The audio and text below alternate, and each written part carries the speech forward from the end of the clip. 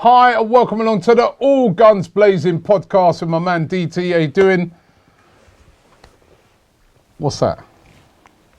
Brasilia. Why are you wearing a Brazil shirt? Why not? Why? I don't know. Why are you wearing a Brazil shirt? I like it. What's that got to do with Arsenal? Nothing. I like the Brazil shirt. It's nice. It's No comfortable. Arsenal players playing for Brazil. Don't care. Wear what I want. But why Brazil? I don't know. I'm just curious. I like why Brazil? it. I've got all the shirts for the World Cup. Are you? All of them. And today I fancied wearing a Brazil one.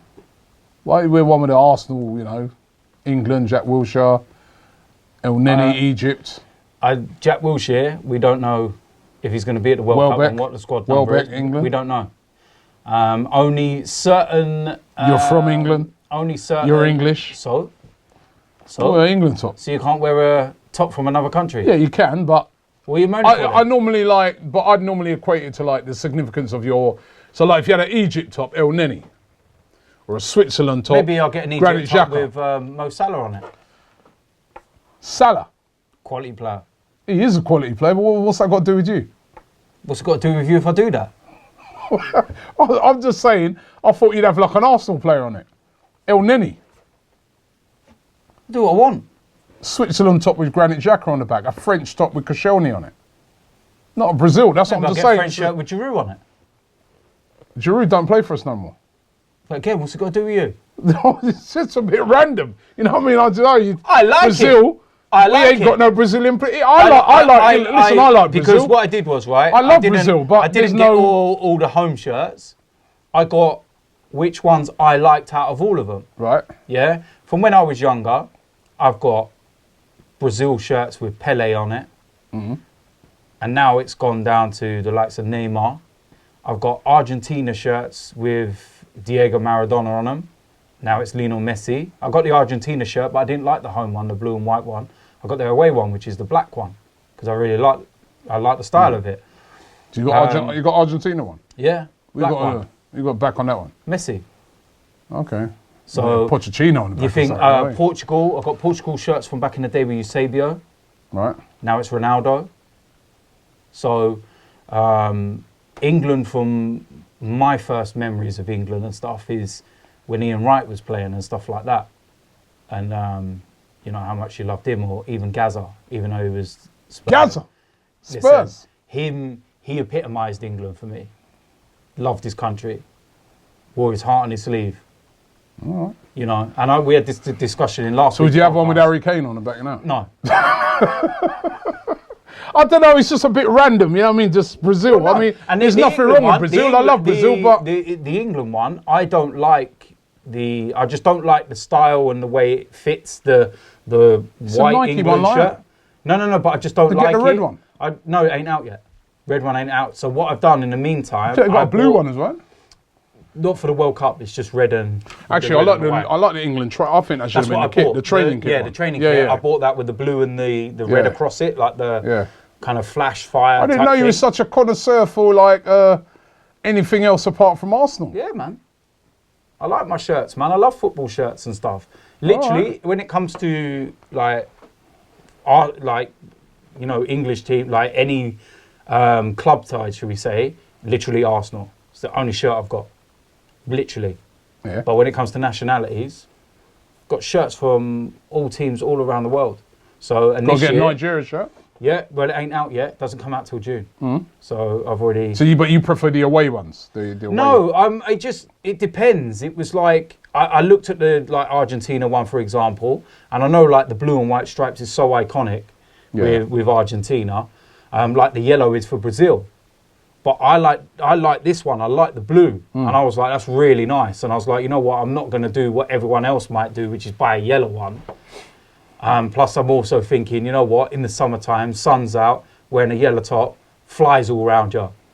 So I was like, nah, I'm getting blue. Thinking up here, mate. So I got the blue one. With the Argentina one, it was a black one. I was like, oh, that's nice, man. So I was like, yeah, I'll get that one. Do you know what I mean? Fair enough. And then I look after them, and then you never know, in 15, 20 years' time, they could be, classics and sought after kind of shirts that they were 20, 30, 40 years ago. You know, when you have shirts from them times and that. So I've still they got just remake them now, innit? So you can hardly classic, because there's the difference. Because obviously the remakes don't have the branding on them. Who make the shirt, like Nike, Adidas. Like when you buy the Arsenal shirts from, you know, like the 70s and stuff like that, when we had Umbro and things like that, if you notice them, they don't have the logo on them. They just have the cannon. But like my dad's still got the original like 71 and 79 cup final shirts in packets. The originals. Training tops, jumpers, everything's. He's got loads. My dad's got every single home program for around about the last 40 years, something like that. Wow. Yeah, the whole loft at my mum and dad's house is full of programs. And like my mum's always gone mad at him. And he had to reinforce the loft because of the weight of them all. And they're all stacked in separate boxes per season. Wow. Yeah. So, amazing. Yeah, my old man's like that. He's very... So you like a lot? You like a little I like collecting? I've always done it because... You got the full kit, by the way? Nah, man. Now things are going to be rolling round. Like I'm going to like take a ball with me everywhere and start doing step overs and stuff like that. Or the DT version of Thai as well. You know what I mean? But I need some Brazil headphones and stuff like that. Do you know what I mean? Like I've got the water to match the colour with the shirt. But no, I just like collecting stuff. And like I said, my dad, he's been very much like that as well. My dad, when he's gone to watch Arsenal play and stuff, like when he went to watch us play back in the day in the old Yugoslavia and things like that, we're talking about going to Russia in a few weeks when they were the old Soviet Union, and my old man's been to all these places and stuff, and he always used to get something from there. You know, a bit like what Keith does. With all the memorabilia and all that. But you know, when Keith goes to the away games, he gets all the pendants and all that, and stuff like that. So my old man's like that. He'll just get something that's there, and he always keeps it. It's always pristine. My dad's always had this superstition, and something that he does, right, is that, like for away games, when you have a ticket, what he'll do is he'll always buy a program outside the ground before the game, and he has a plastic bag with him, and that program will go in the plastic bag so it doesn't get damaged. And then the moment he's gone into the turnstile, he puts the ticket inside the program as well, so it's not creased. He won't put it in his pocket before he gets there. It's all perfect. Wow. So, and that's he why... He must have some select collection. He's got some serious collection. And that's why when I showed everyone my ticket from Anfield 89, and it's in pristine condition, like mint. That'd be worth a bit. So, and it's in a frame at my mum and dad's house. So, but there's loads of tickets from, you know, Copenhagen Cup Winners' Cup finals, even the Cup Winners' Cup final when we lost to Zaragoza 9 from the halfway line, semi-finals in Paris where we drew 1-1 against PSG, with Ian Wright and Ginola scoring for them, and the 1-0 for the Arsenal song started at half-time. Yeah, my dad's got loads of stuff. So that's kind of gone through into me. I've still got some kits from when I was younger, the old Adidas kits from when I was a kid, because growing up from 5, 6, 7 years old, every birthday, Christmas, you know, it was most kids and stuff my age then, you know, we didn't have computers, and you had a Commodore 64, I think was around there, and stuff like that. But there was no PlayStation, none of this amazing technology and devices you can get now. You had a choice when you was a kid, which was a football kit, shin pads football, so you got like the whole package and a boot bag and everything, or BMX. That was it. That was all you was getting back in the day. You know what I mean? You know that. That's all you was getting. There was no massive selections to choose from. You know what I mean? The amount of selection on kits now. That's why you can't even keep up now. There's so many different kits that well, come we out. got 3 a year now. Yeah. Haven't we? So you think this year we've had 3. Next year, and then you know what? They're very 3. smart, these companies, because they have also, how many different tracksuits has Arsenal had this year? They've had about 6 different tracksuits, stadium tracksuits. Yeah, training tops. And it's all very expensive. And you think as well, even down to like the hats that they've got a black one to match the black kit, a blue one to match the blue kit, and a red and grey one. Camouflage one to match the camouflage training. This is what I'm saying. And if you was to try and buy that all, it's like, Jesus Christ. Hundreds. And when you've got kids as well, and it's like, and now as well, they do this new thing, which is you can actually buy a replica or you can buy a player replica. Do you know what I mean? Yep. And it's just like, and they're like £100. Yep. Like these are like £69, something like that. And these ain't and even in these ones, they do them in the, the player versions, which are like £100 odd. And it's like, I tried one on before. Tight fitting and all that. Yeah, I ain't got the physique for that anymore. Nah, man, I can't be getting away with that stuff. Plus, enough of the players. After the operation at Nil by mouth, mate, you might be able to fit into one. Maybe. Well, I'm asking her. I said to her, you know what? The funny thing, when I went for my pre-op last week, I said to the nurse and that, I said, listen, if you could take any excess, you know what I mean, give me a bit of lip my way down there and that. Do you know what I mean? And it was like, I'm afraid we can't do none of that. So, but yeah, no, it's all got to kind of overlap. But listen. It's over. The international break is over, and we're back to the real football now. Is what we're in, the real deal. Actually, just before we talk about the game at the weekend, Jack Wilshere, has he blown his chances of getting into England's team? Because he got injured. It doesn't seem like it's a serious injury. He could be able to play, against Stoke. If he plays against Stoke, again, he's not played for England. England have had 2 friendlies where they've done pretty okay without him. Is he kind of blowing his chances of getting into that England squad? I mean, I think he should be in it, but if he's not played to show Gareth Southgate that, this is what I can do for England, how's he going to get into the England squad? I mean, I'm a bit worried for him on the England front. But we've got 2 more friendlies before the World Cup. Yeah, but they're right at the end of the season, aren't they? We've got, what's the word? Southgate's got to do a preliminary squad before those friendly, which is one that will be trimmed down. I think if he carries on the way he has been for the rest of the season, he will be in that. Yeah, but he's not really played for England. That's the worry, you know what I mean? And some of the other, Oxlade-Chamberlain, playing in the middle of the park, did pretty decently, didn't he, the other day? He did, but you know what? It was like, sorry, I had to check that for a moment. I thought there was a crisis going on at home. When you get 1,000 messages come through, and it's like, no, my kids have just made loads of cakes and stuff. So, hey, I can put more weight on when I get home. But no, we was at the game against Italy, and for as well as we did in the first half, there was still that lack of dynamic in the middle. There was just something. No, but Ox was playing. He did all right. He played okay. He's not. He played all right. No, he was all right, but he's. Jack's got a lot of problems. Ox spent a lot of his time on the right hand side. It was Raheem Sterling that played a lot more in the middle and was creating a lot. But I know what you're saying. Yes, Jack will have problems, but we need to know who made the decisions over him not playing. Was it England's physios and Gareth Southgate going, look, listen, don't worry about this. We've still got your chance. Keep playing for the rest of the season. I hope so. And if it was that, then that's good. Because, that's them basically saying, look, we've got a couple of friendlies beforehand. You keep playing as the way you are for the rest of the season. You'll be in the provisional squad. I've got no doubt he'll be in the provisional squad. And then I do feel that's where he's got to kind of make Gareth Southgate go, all right, yeah. I'm going to be fuming if he don't go and Jake Livermore goes and people like that. But listen, these guys are playing. They're playing on a regular for England. Well, he's doing exactly what he said Gareth Southgate said he wants him to do, which is play regular in the Premier League. What I don't get is the things like Danny Rose are in the squad. Danny Rose don't play at all. That's true. So you can't have one rule for one and one for another.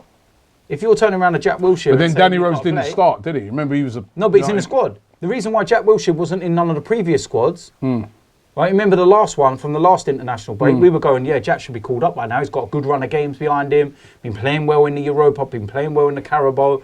Just starting to get his foot in the door in the Premier League. Gareth Southgate went, no. Joe Hart's in the squad. He ain't playing, is he? Exactly.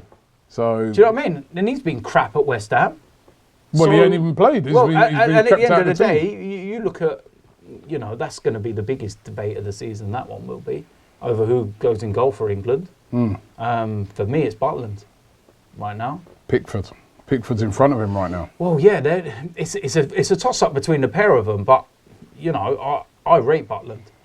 I really So do I. rate him. I don't care about him anyway. I'm talking yeah. about Wilshere. I'm a bit worried about Yeah. this situation because, I think playing for England means a lot to him. Yeah, of course. Going to the World Cup means a lot for Which him. is why I'm wondering whether someone from England, like Southgate and that, as the ones that have told him, look, don't worry, because I feel that Jack Wilshere is the type of person that even if he had a little niggle would have at least played one of those games just to get 90 minutes under his belt, or at least 70 minutes to make Southgate go, So we don't know what's gone on behind closed doors. So I'm hoping that it's the England medical team, because apparently he trained perfectly all right. And then he went to him and said, like, I've got a little... So unless it was the England medical staff that were saying, yeah, this is the fit, we could play him, and Southgate may have looked at it and gone, you know what, given his history and given everything else, I'd rather not risk it, and then he's out for the rest of the season, and then we've got no choice, we can't pick him for the World Cup. Let's, be cautious. We've still got a couple of friendlies coming up. If he carries on doing what he's doing at Arsenal, he will definitely be in the provisionals and whatnot. And then we go from there. So, and the internationals, they're good ones. We've got Nigeria. Might wear my Nigeria shirt. Got to stand with Kelechi. Iwobi on the back? I don't know who else plays for Nigeria. Might get JJ Okocha. Gosh, No, I'm going to get Iwobi. If I get a better Nigeria have one, Iwobi on your back. any international shirt that I get, if an Arsenal player does play for him, then I will put an Arsenal player Get Denilson on the back of that. He's not an Arsenal player. He used to play for Arsenal, didn't he? So did Gilberto Silva. Rather have him on the back, thank you very much, and not Andre Santos either. Well, listen. The real thing is back this weekend. Yes. Easter weekend as well. Yes. And, I'm so looking forward to it because it seems like we haven't had a game for bloody ages, man. It's the third week. It's just so glad to be playing a game of football. Stoke City are in town. And, listen, Stoke, they're in a mess at the moment. I mean, a loss. They're desperate to win. They got a terrible record against us at the Emirates. Yeah. And they need a win, really, Yeah. or a minimum a draw. No, so they're going to be fighting for their lives. I've looked at their fixtures. They need a win, really. Their fixtures are really bad. Yeah. They need a win. New manager, Paul Lambert. But they're in desperate trouble at the moment. They could be one of the teams that go down. And Arsenal could be one of the teams that puts a nail in their coffin. I remember I asked you in the last podcast, how you felt about it. And you, I can see by the smile on your face, would you like to see Stoke go down? Because it's not like some good little battles with them over the years, isn't it? I would like to see Stoke liquidated. I would like to see their whole club crumble and their fans cry. I would love every single minute of it. I mean, obviously we've had the stuff with them with Aaron Ramsey, and we've had they've always been the clash of styles over the years.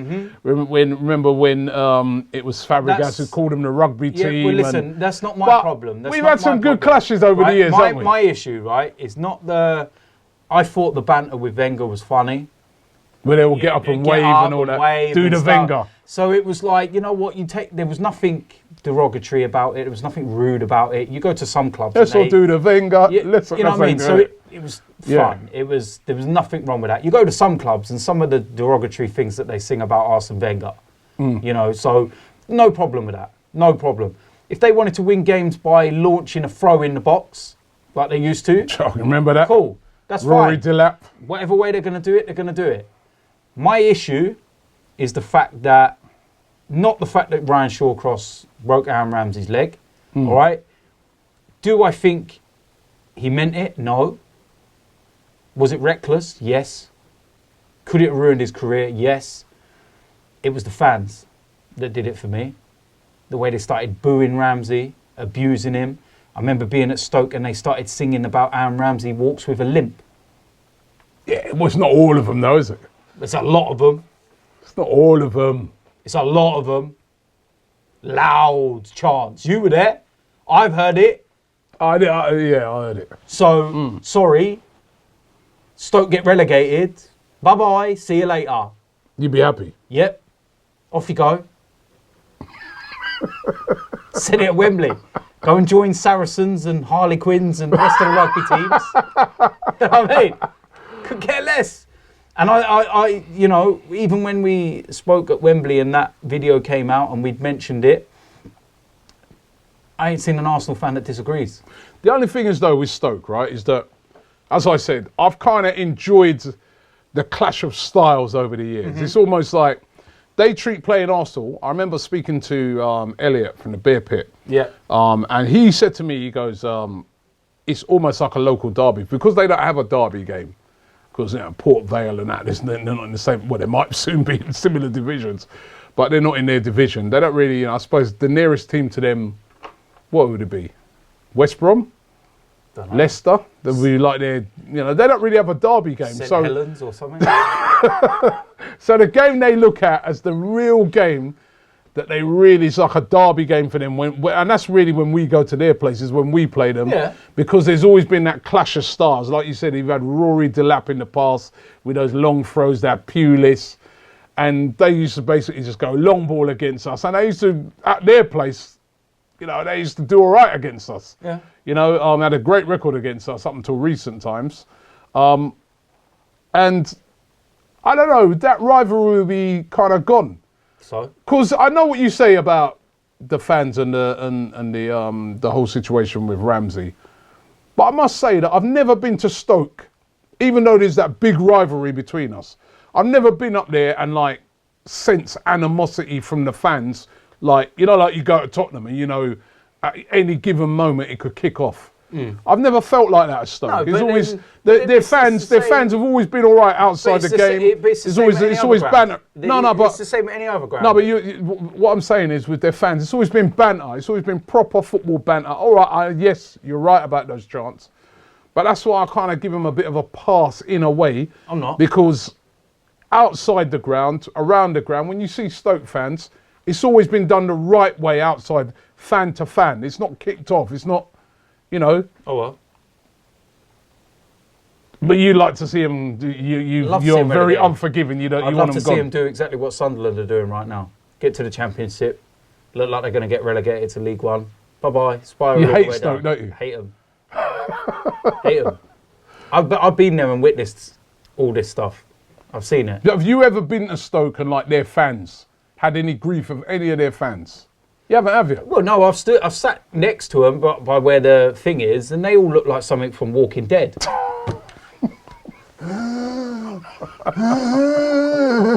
Carry on. You're going to have to go there. You may have to go there next year. Yeah, good. I'll walk in there like that. No, you won't walk in there. I'll blend in with them. You'll probably have your hat over your head like that, walking and things like that. Nah, man, fuck Stoke, man. Fuck Stoke. I hope we're one of the nails in their coffin to relegate them. I really do. I hate them. Can't stand them. I'm just saying that, you know, No, you're just being diplomatic. No, I got Elliot, who does the beer pit. He's a lovely Elliot's guy, cool. man. He's a lovely guy. But the rest of and them also pricks. I've got a few mates, Stoke mates. And all I'm saying is I agree with you. I remember that whole Ramsey thing. That was horrible, right?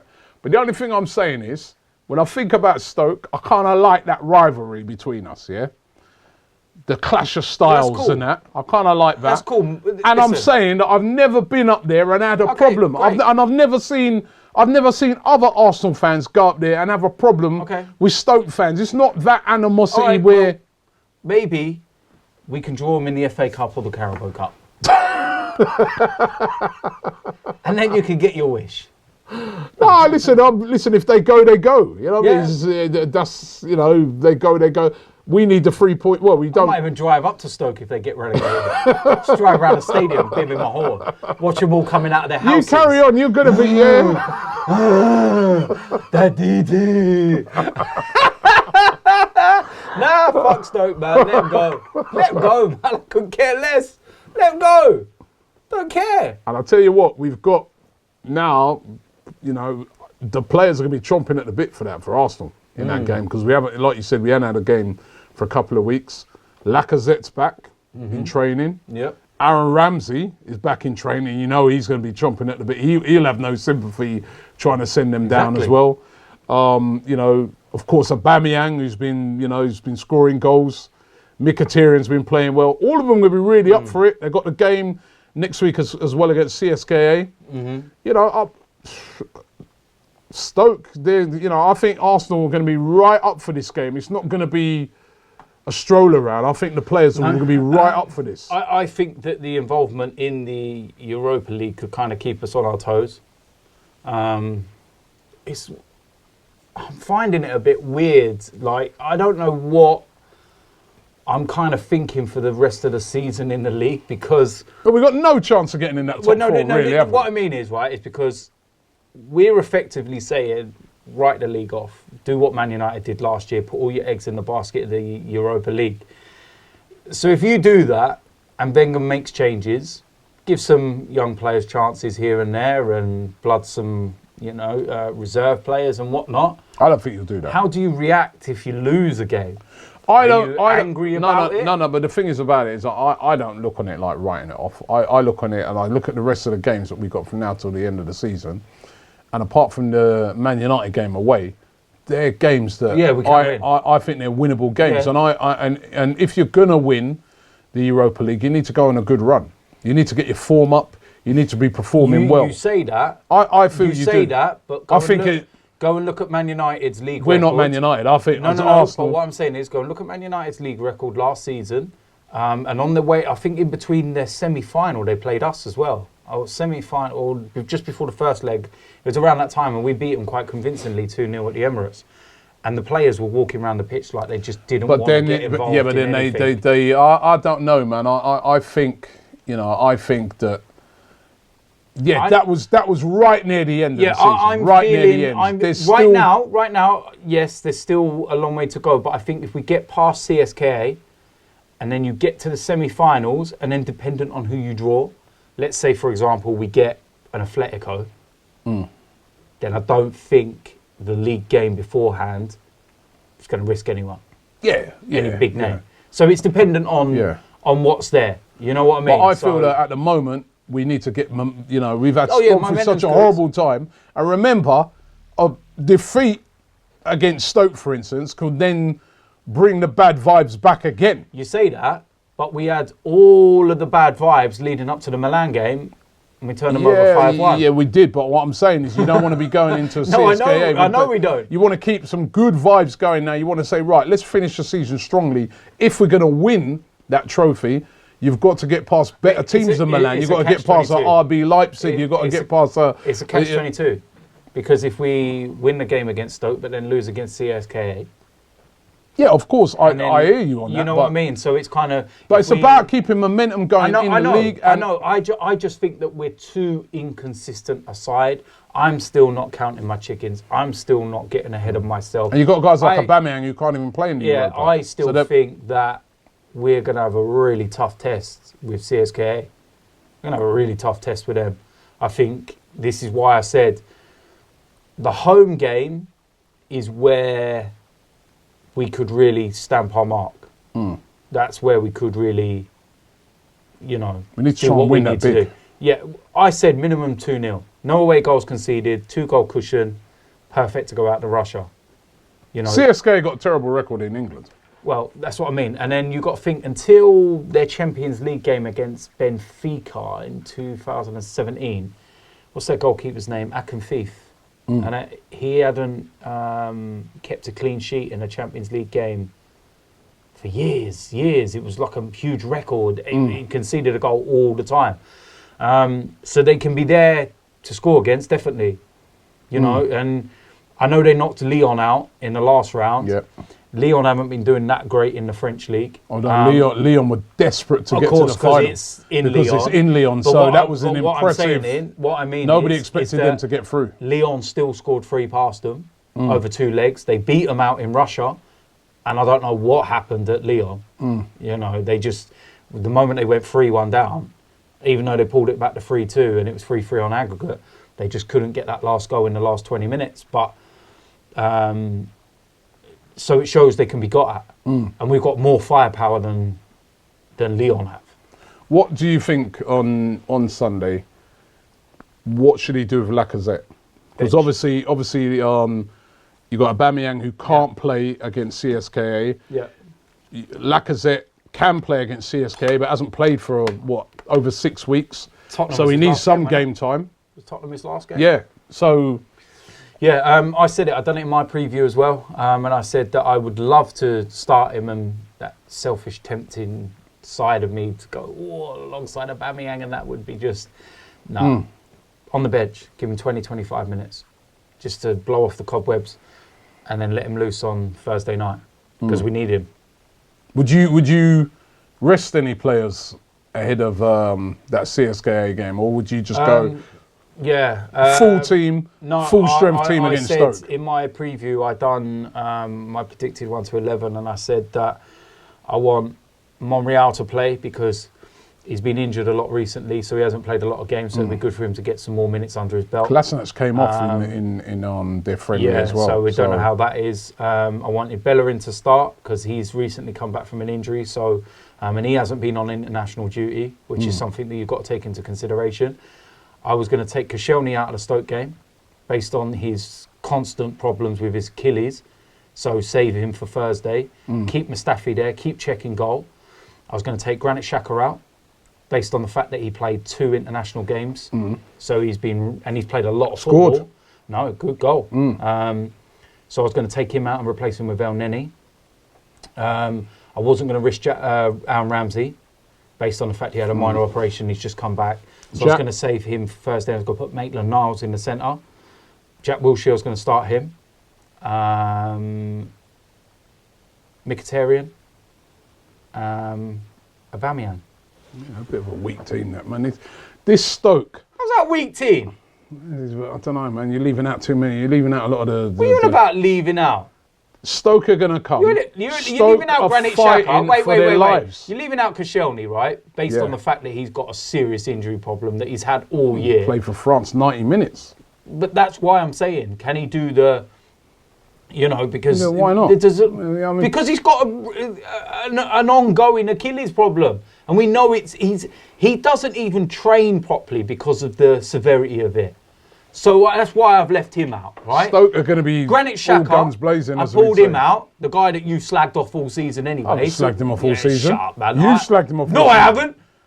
Don't even go there. Up until when he met Don't even go there. Then he changed. Don't even go there. Don't even go there. You don't know the when truth. When he met him, no. He was having a go at Granit Xhaka all season. Then all of a sudden when he met you're him, a liar. You're when he was at chatting them out your FIFA awards, he changed. Tell this man. He's chatting out of his backside, yeah? My name's not Troops, right? Know what I mean? My name's not Troops, right? I'm not hanging around outside no barbershop, yeah, for a selfie, right? Sorry, Troops, I love you really, but at the end of the day, are you... No, because hold on a minute, we've had this debate already, yeah? Where's the video of me slagging him off?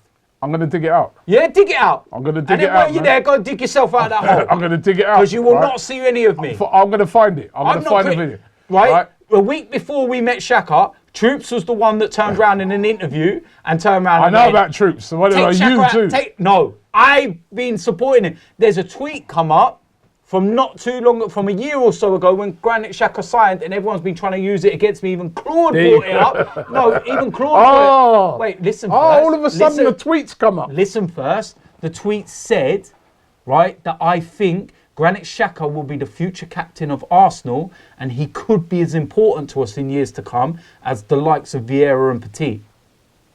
Shut your mouth. What, now has he been? I don't know, he's still got 6 months yet. I said within 2 years. I said on the tweet within 2 years. Yeah, all right. So he's been here a year and a half. Listen, but no, at the end of the day, right, you're resting too many players in that. No, I haven't. I've rested Koscielny, Ramsey, and that's a big player. And Xhaka. I want to see. Listen, Stoke are going to come, and Stoke are fighting for their lives. This is like a cup tie. Are you telling me that team's not good enough to beat them? But I want. Listen, we haven't played. But my thing is, what are we resting players for? We ain't even played for nearly 3 weeks. Right. I've just told you. Yeah. We haven't played no football. Koscielny, the reason why he's being rested because of his long-term injury, right? The reason why I'm resting Granit Xhaka because he's just played 2 international games, right? And he's played a lot of football. So that's why. Aaron Ramsey, he's been in and out of our side all season with niggling injury. Let him start. They can be on the bench. Is Jack, you going to play Jack? Yes. I'm playing Jack. He's not played, does he? A little injury. You want him to come and get cropped? What are you going on about? Well, we're going to need him for that game, innit? We're going to need him for the game against CSKA. With Jack, I haven't got a problem with his. Ramsey's just had an operation. Listen, man, you know what it is, yeah? These guys have not played for nearly 3 weeks after them for Arsenal, yeah? Let them go and play. I'm starting to get tired of all this resting players in the past, right? I think too much of that, it starts to go in their head psychologically, and they start to, their mindset is just like, oh, I don't want to go in for that tackle because I might get injured. Players need to go out there and start playing now. You know what I mean? Of course, sometimes you have to rest players, but I don't know. I think at Arsenal sometimes we overdo this whole resting thing. There's not much of the season left. Go out, go full pelt till the end of the season. Let's try and finish as high up in the league as we can, and let's win that Europa League if we possibly can as well. And you're only going to do that by just momentum from now till the end of the season. I mean, how many times do you see City resting players? They don't really rest players. You see their squad? Huh? You see their squad? Yeah. Yeah. They don't really rest players a lot, do they? No, but you can't David compare, Silva, does he get rested? He's just playing all the time. No, he's had a lot of time off recently. If he's injured. To be fair, the reason why he's been off is personal reasons. What's going on at home. Play these guys, man. Play them, man. You know what I mean? I want to see some of these guys. At the end of the day, right, I'm looking at the fixtures, yeah, and I'm looking at the way they are. And what I'm looking at is that we've got Thursday, Sunday, Thursday, right?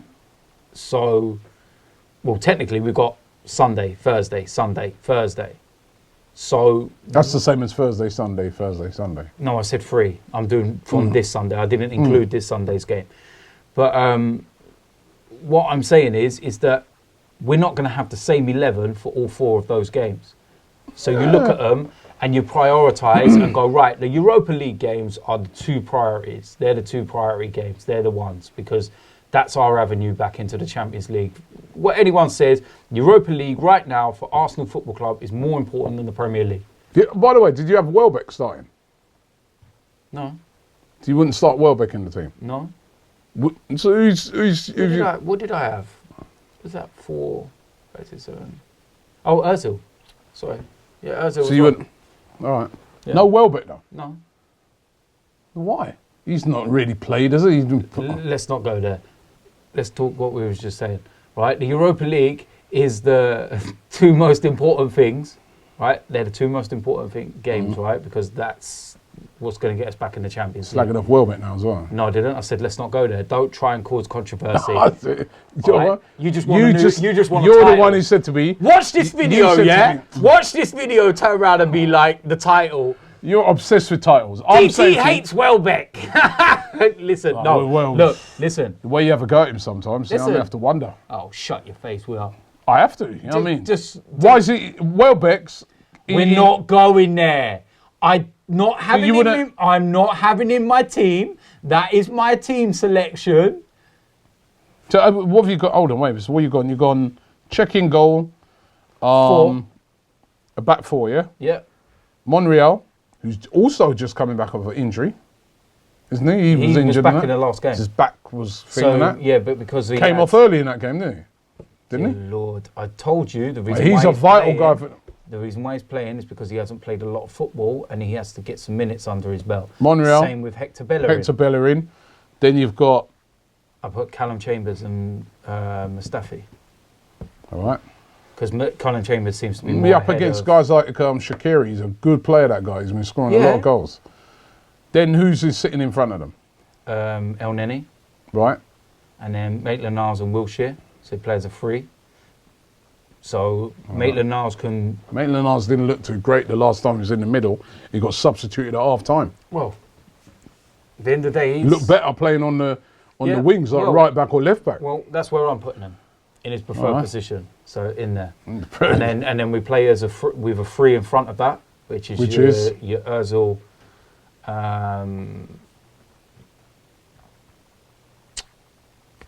Mkhitaryan and Aubameyang. Hold on, I'm missing someone there. Oh yeah, 4-3-3. All right. So, and that's what I'm going with. That's what I think. It's and then when we go to CSKA, I would.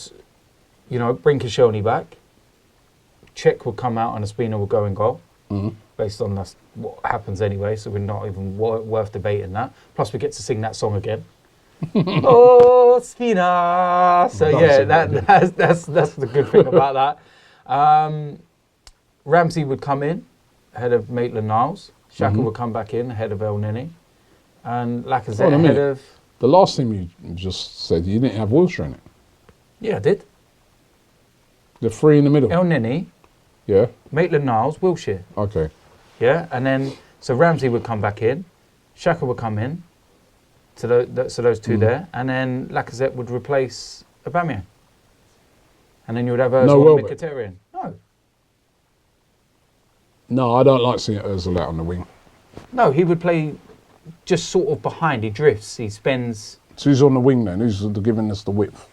Well, that's what they. You look at we've been playing that system the last few weeks, and it always varies. I don't like it. I don't like because when he loses the ball, we know he's not going to. I'm going by the system that we've been playing. I can't see Arsene Wenger changing that. I can't see him randomly just going, right, we're going to go to 3 at the back. Unless there's injuries that mean we have to turn things round.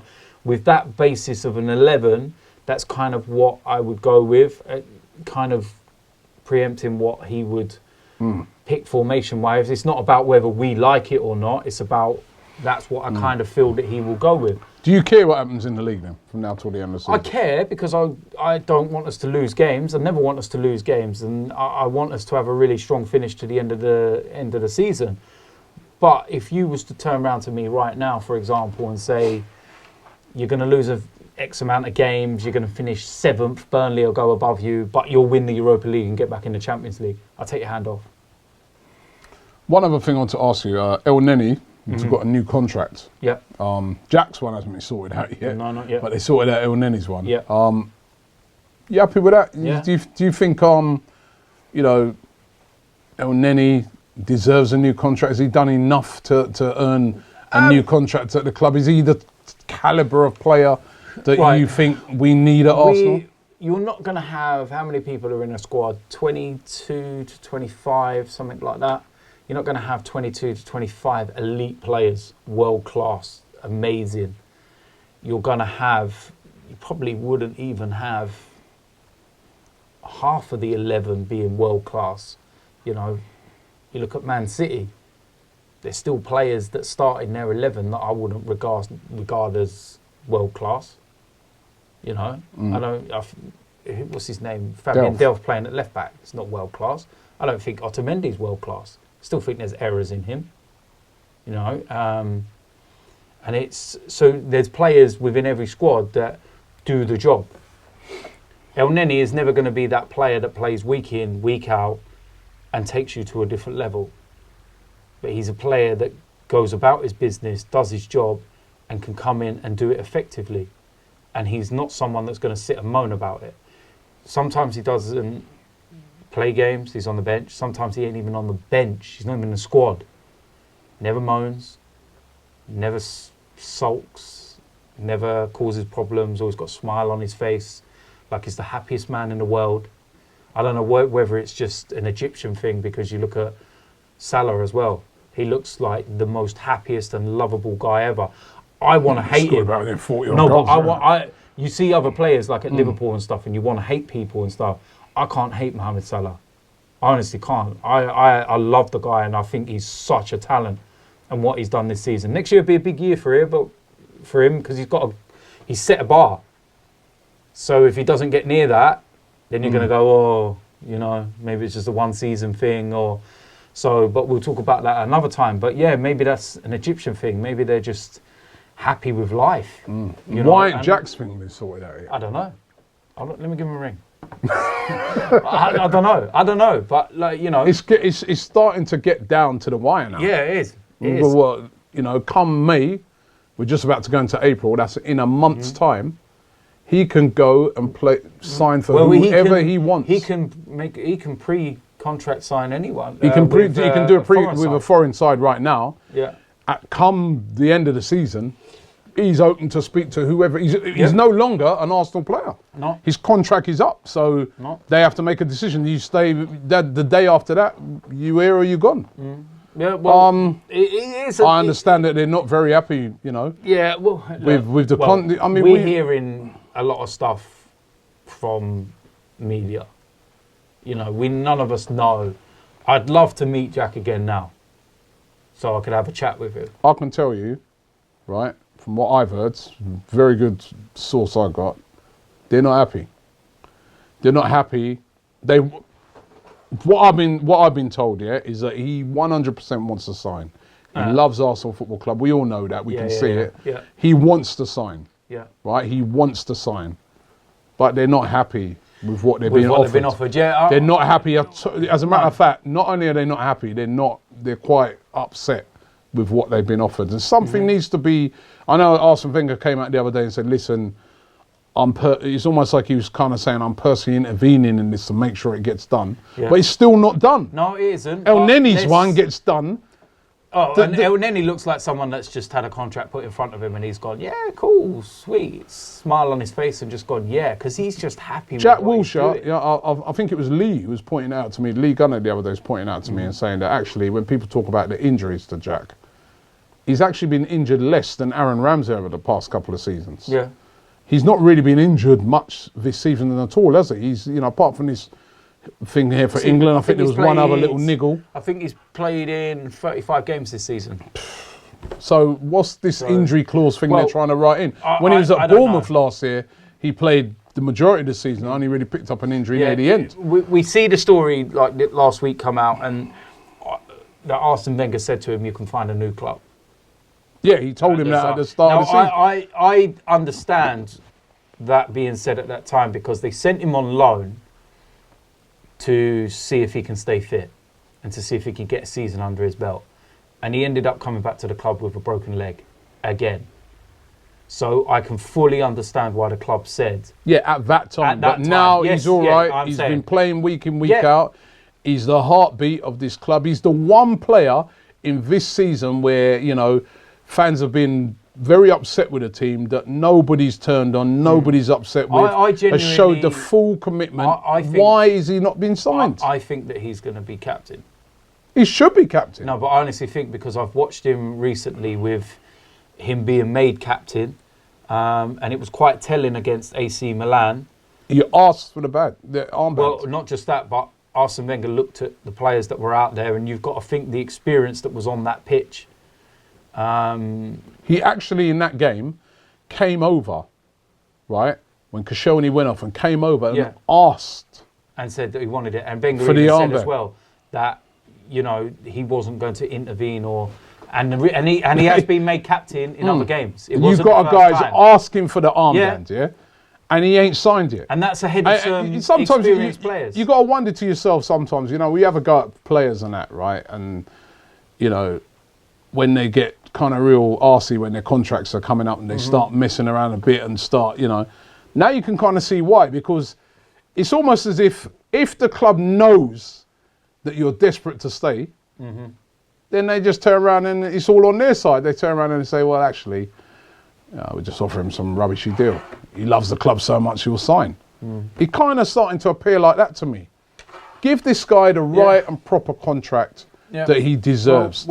This guy bleeds Arsenal. We'll find out very soon. I think it would be a massive lift for everyone if the contract gets announced within. It would be fantastic. It could also be a massive negative if they don't hurry up and get this done, because the more it starts to get down to the wire, the more questions are going to be asked, the more criticism will start flying around. If you noticed when it was Ozil's contract not signed, no one was talking about Ramsey and Wilshere.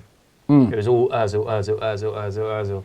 Now he's signed, they're like, oh shit, we need someone else to talk about.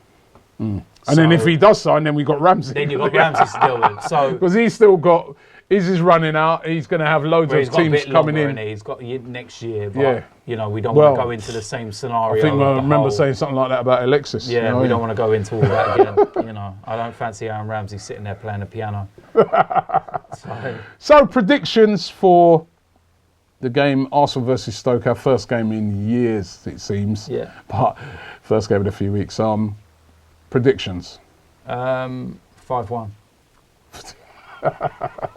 You're confident? Yeah. I think we win. It's not going to be 5-1. They're fighting for their lives. It's going to be... Don't care. 5-1. Rub it in a little bit more. So Make the goal difference a little bit worse as well. I think Arsenal are going to be up for this game. I really do. I'm going to go 2-1 or something. What? He does it all the time. 3-1. Oh, he went a little bit higher. I can't. Normally, you know what it is, right? I I can never give my predictions and not have Arsenal keeping, clean sheet because they always concede, man. That's what I mean, and it's So, like, you know, I was still quite shocked to that we kept a clean sheet against Watford and Petr Cech saved the penalty, man. But I do think that Arsenal are kind of they're on a little up now, and I do feel that at home, apart from if you look at our home record, it's been outstanding. It's only really the big boys that have come and given us problems, isn't it? Stoke will probably get a penalty and Checker dived the wrong way again. Back to normal. It'll go back to normal. It was, you know, the funny thing about that was last week I went out for lunch with Troy Deeney, and here you go. And sorry, name dropping again. No, we was having a. Here we go. We was just having a chat, and I asked him about the penalty, and he was saying to me that he was going to do a Panica. That's what he was going to do because he knows Cech always dives early. And he was going to dink it. And then when he put the ball down, he sat there and went, 2-0, this is an important moment. I'm not going to do it, actually, because this can get us back in the game. Bottled it. And then he said he was watching him on the run-up, and Cech always dives early. And he was going to go straight down the middle, just blast it. And then as he's running to the ball, he's like, he ain't dived yet. He ain't dived yet. And he really stood up unlike normal. So he thought, I've got to put angle on it. And that's why he went and... They say when you take a penalty, never change your mind. No. They go, before you take it, you decide what you're going to do and you take it. Yeah. But what he was saying about Cech was so true because Cech always dives early and he goes the wrong way. So in his mind, it was like, I'm going to dink it. But then he thought, because if I do get this wrong at 2-0, it's an important moment in the game. It. I wouldn't say bottled it. It was just Petr Cech got the better of him. He doesn't want to criticise him now. Petr Cech got the better of him. Friend of his, out for a little lunch and that. Is the Granit Xhaka syndrome coming back in again? You know what I mean? Yeah, all loads of mouth and all that, but when they meet him now... Listen, it ain't nothing. I can't wait for you to meet Hector Bellerin. I can't wait to meet him. When he's a Juventus player. Right. You're right, Hector. Listen, you know... It's different when you meet him, isn't it? It'd be like if you met Arsene. If you met Arsene Wenger... No, because I told you... If you met Wenger... Wait, we've had this conversation already, right? Now, let me get this straight, yeah? Anything I say about Troy, yeah, I've told him to his face, right? You're more than welcome to ask him, yeah? We agreed to meet up after the game because he got a couple of the players' shirts for me, for my kids. He was initially doing a piss test. He got called in to do one of the piss tests with Granit Xhaka and Kolasinac.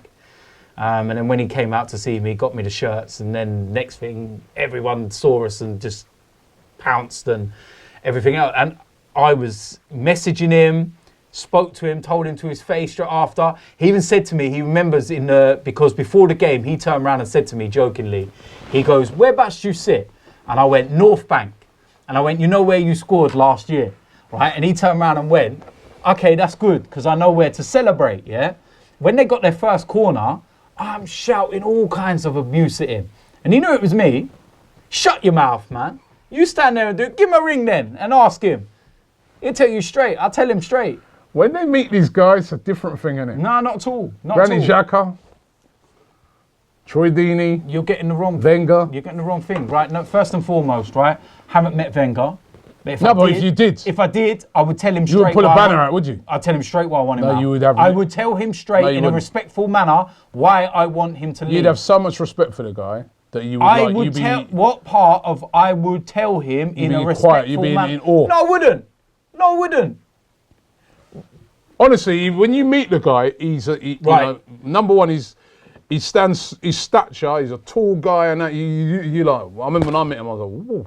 Yeah, I know how tall he is, Robbie. I met him in Highbury days, and I've actually sat in his office. All right, because on Arsenal, because the PA of Arsenal. What are you sitting in his office for? The PA gets selected or something. Well, you listen to me. The PA of Arsenal, you know the guy on the Intano? Yeah. Yeah, it's Paul Burrell. Right. His name is, right? He's a friend of my family.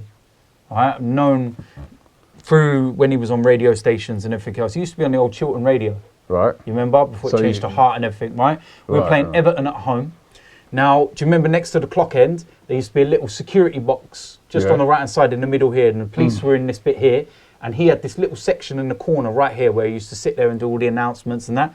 Now, at Highbury, before the game, he used to always go into his room and do an interview and everything. This game against Everton, I was a guest of his. Had to go up there. Was that the last game? No, not last game. Way before that. Went in to do what we do. When the players came in, Arsene was wearing a tracksuit. And he came in, marble halls. Players went off to the right-hand side. Arsene Wenger went to the left. And his office, just down the corridor on the left-hand side. He turned around and said, 5 minutes, just going to get changed and stuff. Went into his office, got changed into his suit and everything, came out. And I remember one of the guys that was filming turned around, and England were playing France in the rugby at the time. And I remember him turning around and saying to Arsene that England were beating France. And he turned around and went, "You're fucking joking." And I was like, what? Like, I'd only ever seen him on telly. And at that time, Arsene was like God to me. Do you know what I mean? And it was just like, what the fuck? Went into his office. When I sat down, and as you walk in, his desk is on the right-hand side here. And I went and sat in the chair there, and he looked at me just like, what are you sitting there for? Like, because I was in his chair. And I was like, oh, shit. Got up, and while Paul Burrell was interviewing, I stood behind the camera and was watching everything. And then I went into that box next to the clock end thing and watched the whole game from there with him, and watched how he done the whole announcements of the team and half-time and all that kind of stuff like that. So yeah, I've met him as well. Did you say anything to him? I got his autograph on my season ticket book, because back then you used to have a book. Now I'm starting to know now why you disliking it. So probably the true story is he told you to get the F out of his chair. Right? Get the fuck out of my chair. Get out of my chair. Yeah? We doing in my chair. Hey boy. Hey. We did in my get out of my chair, man. But he was like, hey, security, remove this guy from the. And ever since then, you've carried a chip on your shoulder against Arsene Wenger. No, Wenger removed you from his chair, got you out of it. Get this in the title, right? And told you, leave my office. Get out my office, boy. How dare you sit in my chair? No, listen, you know what? And I bet you anybody there was a bit more spice to it. There was no spice to it. He just looked at you. I was a young lad. I was like, get out of my chair. I'm thinking early 20s. Now he's coming through. I was early 20s, man. And it was like, and I was so nervous. And he could tell I was nervous. Even if you met him now. And even when I sat in the chair, I was sitting there just like, fucking hell, man. Like, I'm in like the office. And this is the office where the likes of George Graham and, you know, right down through the years. And it's just like, trust you to go and sit the people that have been in that big chair. This is where they go and like, this is where they used to do the contracts and stuff for the players and stuff. So you think of all the players that have been in there, just being in the marble halls at that time, when the players come off the coach and walk through the doors and they're all there and they're all bowling through, and I'm just like, oh my God, like. And like I said, at that time, we was winning titles and, you know, all kind. He was a god to me, man. And I just looked at him like, wow, what a man. And it was like, and when I heard him swear, I was just like, oh my God, did he just swear? Because all I'd ever seen on the telly was this, you know, such a cool guy, such a, you know, calm and he just had an aura about him back then. Yeah, I've got respect for him, right? But at the end of the day, he's gone on too long. And my care is Arsenal Football Club, not Arsene Wenger. And I feel that he's doing more damage to the club. So if you're damaging the club, then I'm going to open my mouth and I'm going to say everything. And maybe when he's gone, I will look back one day and go, you know what, look at the stuff that he did do in them early years. And we'll see where we are and what's happened and stuff like that. But at the end of the day, it's, you know, even his most ardent supporters have said it's time for him to go. That's neither here nor there. Only a few are just clinging on. But there's different levels of whether people want him out. People that will raise banners, people that won't raise banners but will, you know, say they want him out, and to people that will not even admit they want him out and they just keep quiet. You know, you've got all kinds of levels, you know, and I've been pushed and pushed and pushed so far over the years that I'm at that level where I'm like, nah, I don't care about the past or anything. I want him out because I want my club to be up there, challenging, being successful. I want to see us challenge for the Champions League and possibly win it. I want us to win league titles again. The reason why I want that is because I've felt it, I've experienced it, and I want it again. And I just feel that all that he done well, he's ruined. He's ruining it, man. And I'll just watch his interviews now and stuff that he's coming out with. And the moment I heard that he couldn't do his interview for the Stoke game because he'd lost his voice, I was so happy. Because I was like, at least he can't put his fucking foot in it anymore. Do you know what I mean? At least he can't say something that's going to fucking wind everyone up, because he does it. You look at him, he goes out, it's international duty. Go take a break. Go have 2 weeks off. Why are you doing fucking interviews? Because what you do in them interviews is you piss us off even more. He's sitting there in his interviews talking about how age discrimination now over results. He's an old guy. Hold on a minute. I don't care how old you are. The reason why I'm going mad is not because you're fucking old. It's because we're playing like fucking shit. It's as simple as that. My dad's older than him. Anyway, he didn't say it in that context anyway. He didn't say it in that context. He said that, he goes, maybe there's almost like he's saying there's an obsession with the young managers now rather than, But anyway, listen, we've reached the end of the show. Another time and another debate. We've reached the end of the show today. It's been good to have you. I want to wish you a happy Easter. I haven't got an Easter egg for you. Yeah, where's my Easter egg, man? But I know you've got your operation coming up, man, so you know what I mean. Yeah, look how it skips off that. I've got to keep everything ticking over nicely, and you can't be raising the insulin levels, you know what I mean? You've got important... Yeah, well, that means I need chocolate then. When is it coming up? On the 10th. So, wow. 2 days before Russia. Can't go Russia. No, man, you're flying out on the day I have my operation. I wonder if it had... I hope this operation didn't have nothing to do with the fact that that Russia game came up. He's such an idiot. You're such an idiot. I'm the man that travels to all of these Europa League games with you, yeah? He's worried about the forest, isn't it? What, the man's in the forest, yeah? No, I know you. No, so yeah. No, I know you was gutting actually that you're missing it, because you were saying all along you wanted the away leg to be first. Because then I could have gone. Yeah, so we're gonna miss you on that, man. Good luck with this operation. Thank you. It's like less than 2 weeks away now. So we'll have a happy Easter. Yeah, man. I'll see you Sunday. You know what I mean? I've got 3 more games. 3 more games. I got that Sunday game, Europa League game, first leg, and then we got West Ham. Southampton. Sorry, yeah, on the Sunday. They're my last 3 games. Doctors have told me that's it for the season. If I was a player, then I'd be out for the season. But as I'm not, I aim to be back before the season ends. Definitely, I'll be back. Easy, man. Well, it's 3-month recovery, but that's 3 months until I can run marathons. Yeah. In that 3 month, right? Don't go antagonising anybody.